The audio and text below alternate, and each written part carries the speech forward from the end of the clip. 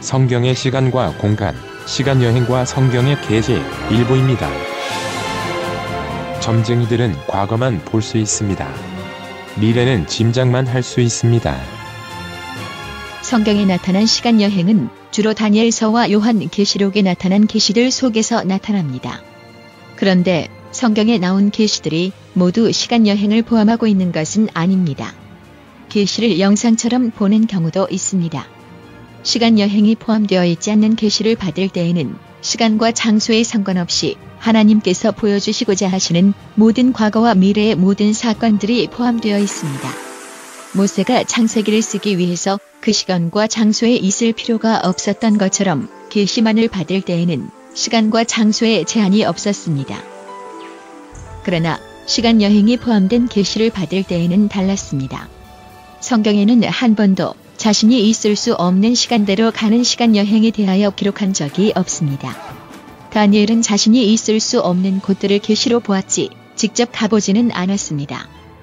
요한도 계시를 받았을 때에 자신이 있을 수 없는 시간과 장소로 이동되어 그 장소와 시간에 사는 사람들과 사건들에 연결되는 상황에 있지는 않았습니다.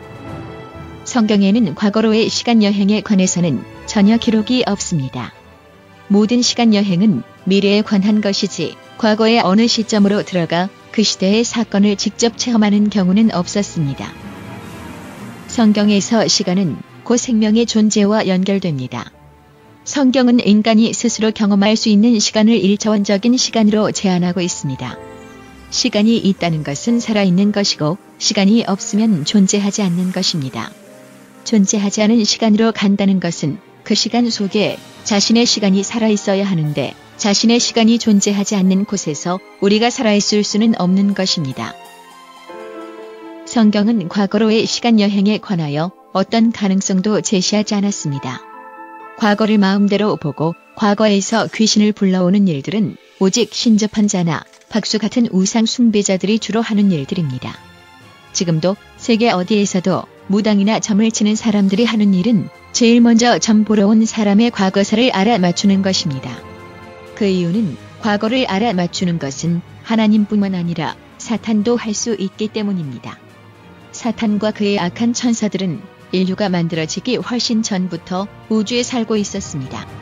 그들은 아담과 하와가 창조되는 것을 보았고 아담과 하와로부터 이어지는 인류 전체의 역사를 보았으며 지금까지 지구상에 살고 있었던 모든 사람들의 행실과 역사를 다 보고 기억하고 있습니다.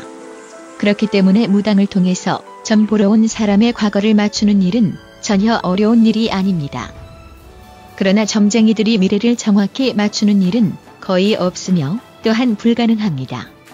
과거를 정확히 맞추는 무당들도 미래에 대해서는 언제나 확률을 논하며 정확한 것을 볼 수 없다고 하면서 대충 짐작하는 미래를 말할 뿐입니다.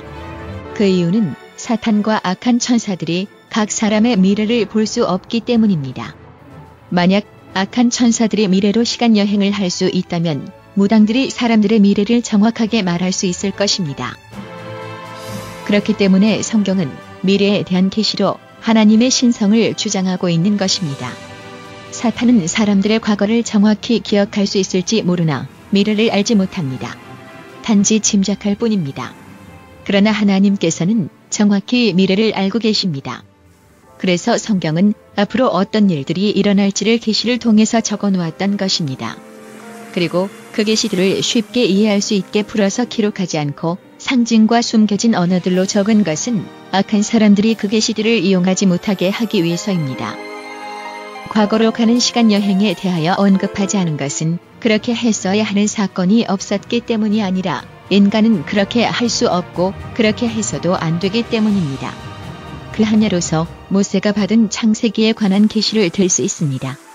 모세가 받은 창세기에 관한 계시가 영상처럼 보는 꿈 같은 계시가 아니라 요한처럼 직접 그곳에 가서 보는 계시였다면 창조 자체가 모순이 될 수 있는 오류가 발생합니다. 만약 모세가 몸소 창조가 시작되는 시간과 공간 안에 있었다면 그 창조가 만물을 시작한 창조가 될 수 없기 때문입니다. 왜냐하면 시간적으로 창조가 있기 전에 모세가 있어야 하기 때문입니다.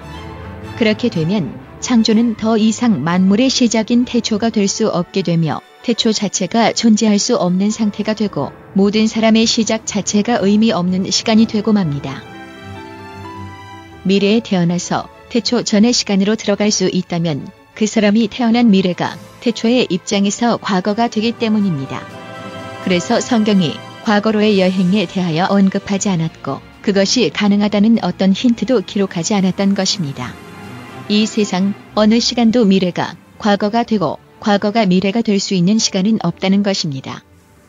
우리가 지금 살고 있는 이 시간이 현재가 되는 이유는 우리가 이 시간을 현재라고 믿고 있기 때문이 아니라 이 시간이 실제로 현재이기 때문입니다.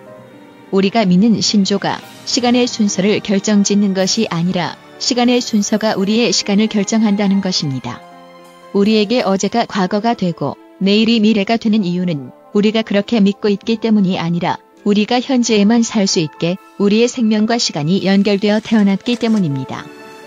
성경의 시간과 공간, 시간 여행과 성경의 계시 2부 요한이 경험한 시간 여행에서 계속됩니다.